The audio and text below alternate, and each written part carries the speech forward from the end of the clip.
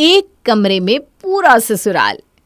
कहते हैं आदमी को अपनी जमीन और जड़ों को कभी छोड़ना नहीं चाहिए, चाहे जितने ऊपर उठ जाओ, लेकिन जो जड़ों से जुड़ा रहता है वही अरे अरे रुकिए जनाब, ये सोच मेरी नहीं है, बल्कि आज की कहानी में सास का किरदार निभा रही माला देवी की है।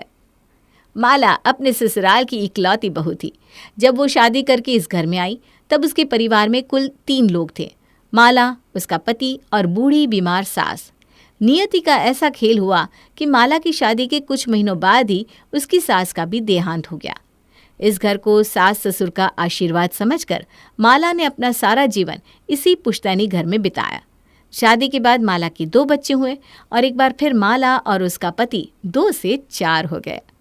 वैसे तो सास ससुर के पुश्तैनी मकान में रहना वाकई बड़े गर्व की बात है, लेकिन कैसा हो जब वो मकान इतना छोटा हो कि उसमें एक बड़े परिवार का गुजारा ही मुश्किल हो जाए। जी हाँ, सही समझे आप।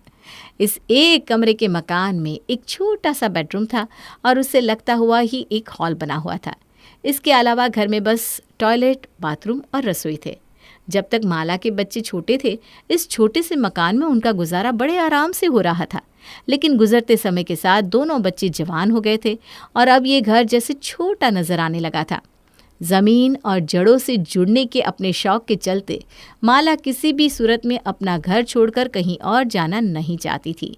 कुछ समय के बाद, मम्मा, मेरी अच्छी खासी जॉब लग गई है, अब क्या ज़रूरत है आपको इस घर में रहने की? मैं तो कहता हूँ एक अच्छा सा फ्लैट ले लेते हैं और वहीं पर शिफ्ट हो जाते हैं। अरे क्यों ले ले फ्लैट, हमारे पास अपनी छत है तो मैं क्यों जाकर उस चिड़िया के घोंसले में रहूं। फ्लैट भी कोई रहने लायक जगह थोड़ी ना होती है, न ज़मीन न अपनी छत, बस पड़े रहो उस डिब्बिया के अंदर कैद होकर। हाँ, जैसे यहाँ तो आप बड़ा राजमहल में रहती है ना। मम्मी, बातें बनाना बंद करो और अपनी जिद छोड़ दो। अरे क्या रखा है इस मकान में? बिल्कुल ठीक कहा भैया आपने। लगता है अपनी तो पूरी ज़िंदगी ज़मीन पर बिस्तर लगाकर सोने में ही गुजर जाएगी। हमारे नसीब में तो बिस्तर पर सोना लिखा ही नहीं है। तू ज़्यादा चिंता मत कर बेटा, तेरी तो साल 6 महीने में शादी हो जाएगी, फिर तू जाकर अपने ससुराल में लकड़ी के पलंग पर गद्दा लगा कर सोना। लेकिन हम अपने इसी घर में खुश हैं, और लोग ही कितने हैं घर में जो हमें बंगले की ज़रूरत पड़े। बेटा आदि ने तो अपनी तरफ से पूरी कोशिश की थी कि माँ ये घर छोड़कर कहीं और रहने के लिए तैयार हो जाए, लेकिन न माला को सुनना था न उसने सुना। बेटे बेटी से नए घर में जाने को मना करने के बाद माला आराम से चद्दर तानकर सो जाती है। कुछ दिन बाद, मम्मी, मैं प्राची को बहुत पसंद करता हूँ और उससे शादी भी करना चाहता हूँ। हम दोनों कॉलेज में साथ ही में पढ़ते थे। अगर आपको कोई एतराज़ ना हो तो मैं उसके मम्मी पापा को घर पर मिलने के लिए बुला लूँ। बेटा, तूने सब कुछ पहले ही तय कर लिया है, तो माँ से पूछकर ज़्यादा आज्ञाकारी होने का दिखावा करने की कोई ज़रूरत नहीं है। बुला ले उसके मम्मी पापा को। तुम दोनों एक दूसरे को पहले ही पसंद कर चुके हो, तो अब हमारे इनकार करने की कोई गुंजाइश है क्या? माँ की बात सुनकर आदि बहुत खुश हो जाता है। मम्मी ने प्राची के मम्मी पापा से मिलने के लिए हाँ तो कर दिया, लेकिन अगर मैंने प्राची के मम्मी पापा को घर पर बुला लिया तो इस माचिस की डिब्बी जैसे घर को देखकर ये पक्का रिश्ता तोड़कर चले जाएंगे। ऐसा करता हूँ, कहीं बाहर मीटिंग रख लेता हूँ, किसी तरह एक बार हमारा एंगेजमेंट हो जाए, उसके बाद तो किसी तरह मैं संभाल ही लूँगा। प्राची के मम्मी पापा से अपने छोटे से घर को छिपाने के लिए आदि बाहर होटल में मिलने का प्लान बनाता है।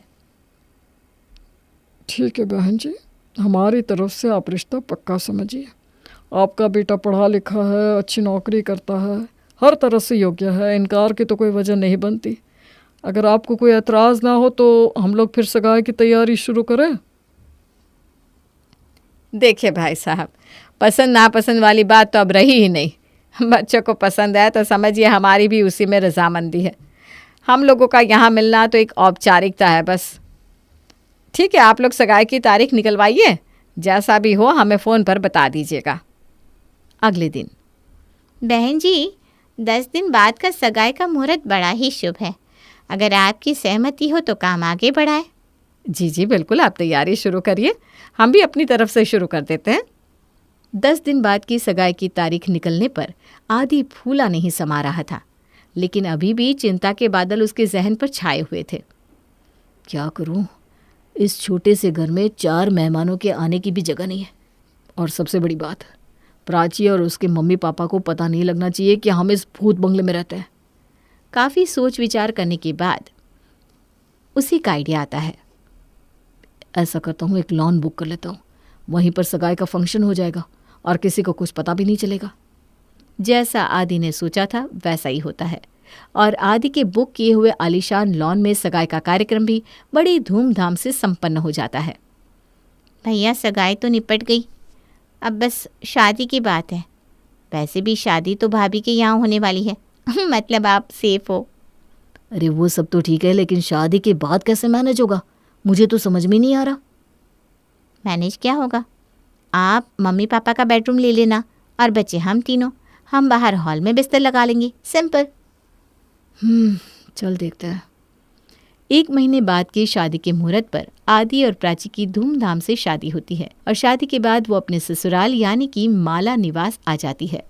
आई डोंट माइंड, लेकिन ये कैसा घर है तुम्हारा?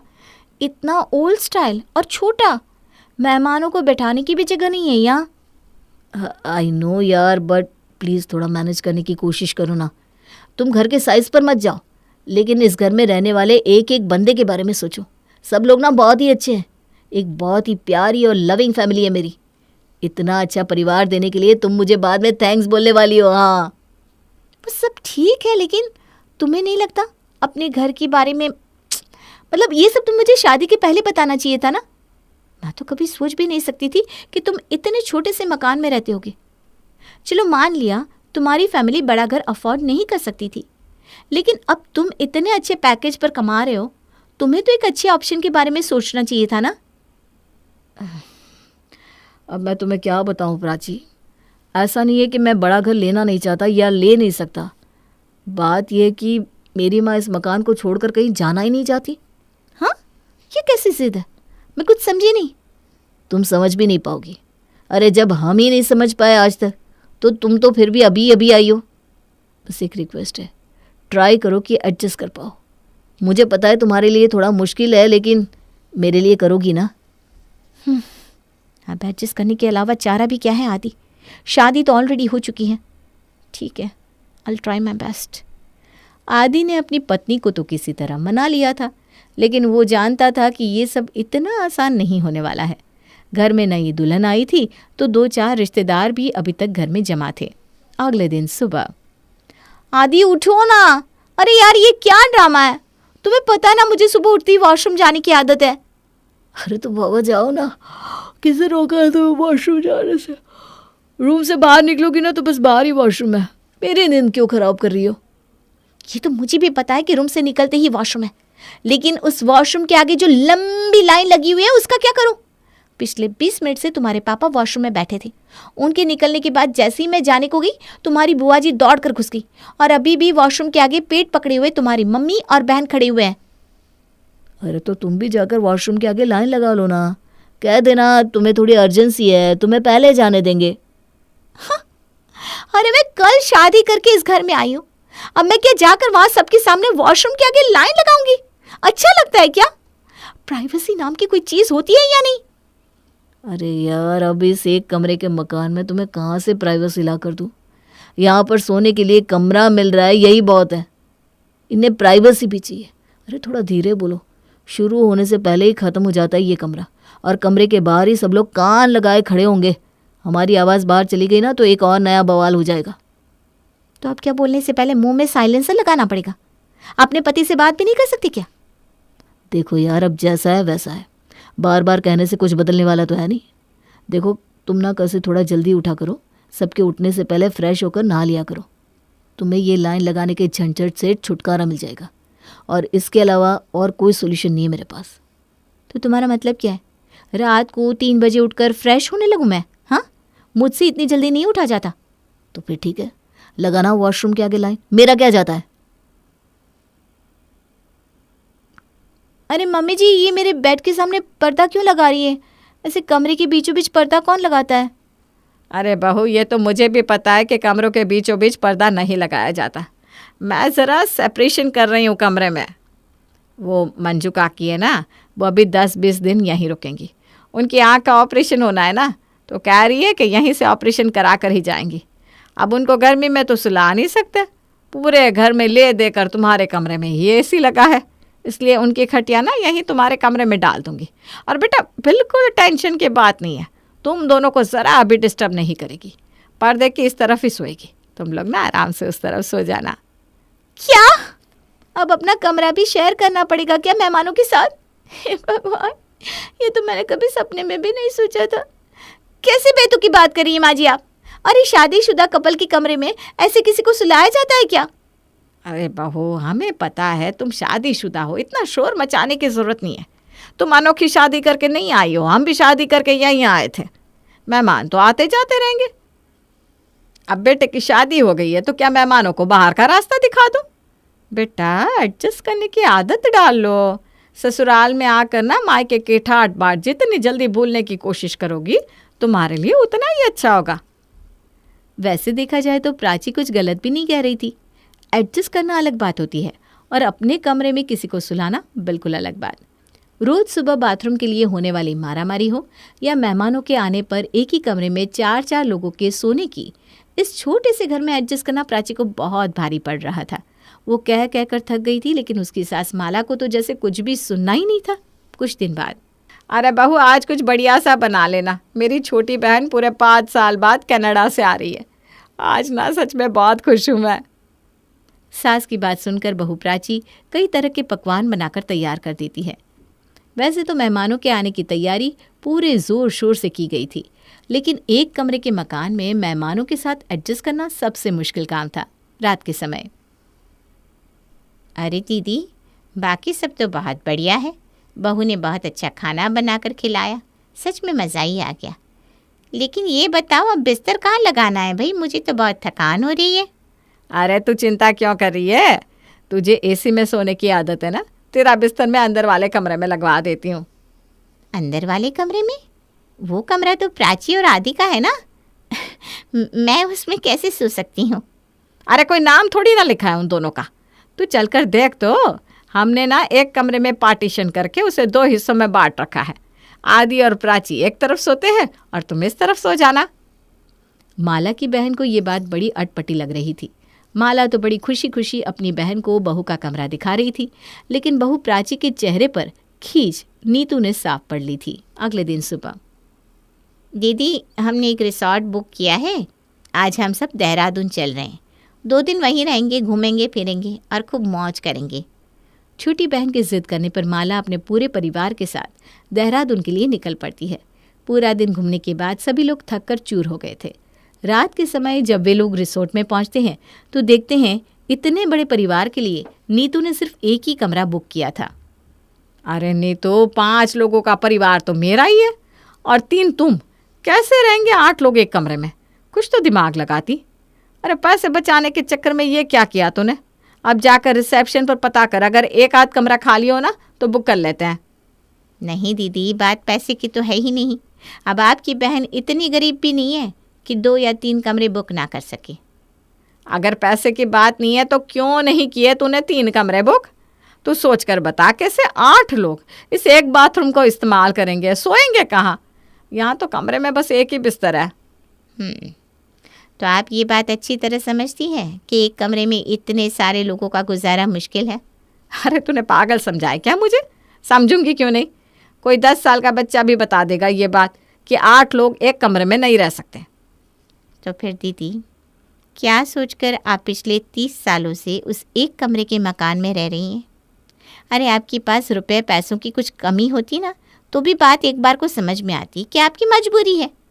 लेकिन ये कैसे शौक है भाई कि घर में 2-2 लोगों की कमाई आ रही है, बैंक में लाखों रुपए जमा कर रहे हैं, लेकिन रहना एक ही कमरे में है। अच्छा, अब मैं समझी। ज़रूर इस प्राची ने तेरे कान भरे हैं, है ना? नहीं, उसने मेरे कान नहीं भरे हैं दीदी। और बहू की बात ना कहीं से भी गलत नहीं है। जब तक बच्चों की शादी नहीं होती हम लोग कैसे भी रह लेते हैं, लेकिन बहू तो आप लोगों के साथ उस तरह नहीं रह सकती ना वो एक ही बिस्तर पर ससुर के साथ बैठ सकती है, ना उनके सामने सो बैठ सकती है। उसे तो हर चीज़ में थोड़ा पर्दा रखना पड़ता है कि नहीं? और यही बहू अगर कल को सर ना ढके तो आपको खराब लगेगा। लेकिन उसकी प्राइवेसी में जो आपने सेंध लगा रखी है उसके बारे में सोचा है कभी? आपकी भी एक बेटी है, कल को उसकी सास पति पत्नी के कमरे में किसी तीसरे को सुलाने लगे तो आपको कैसा लगेगा, सोचा है कभी? अरे ये कैसी ज़िद है आपकी कि ये मकान नहीं छोड़ना? ये तो बहू की शराफत है कि वो सम्मान करके आपके साथ उस एक कमरे के घर में रह रही है। आप अगर समय रहते नहीं समझी तो कल को बेटा बहू अलग घर लेकर रहने लगेंगे, तब बैठकर हाथ मलती रह जाएंगी आप। छोटी बहन की बात सुनकर माला की आंखें खुल गई थी। तो ठीक कह रहे नीतू, पता नहीं बच्चों की बात समझने में मेरा अहम बीच में क्यों आ रहा था। तू ठीक कहती है, एक कमरे के मकान में बेटे बहू का गुजारा नहीं हो सकता। मैं जल्दी ही अपने परिवार के लिए एक बड़ा सा घर ले लूँगी। ये हुई ना बात, इस बात पर पार्टी तो बनती है। तो चलो प्राची और आदि को इस कमरे में अकेला छोड़ दो, हम लोग अपने अपने कमरे में चलते हैं। मतलब तूने और भी कमरे बुक कर रखे हैं? और नहीं तो क्या, अपनी तरह समझ रखा है क्या मुझे? बेटे बहू की प्राइवेसी का मतलब मैं अच्छी तरह समझती हूँ। अरे कनाडा से आई हूँ, कोई छोटी मोटी बात है क्या? नीतू की बात सुनकर सभी लोग खिलखिलाकर हंस पड़ते हैं और अपने अपने कमरे में जाकर आराम करते हैं।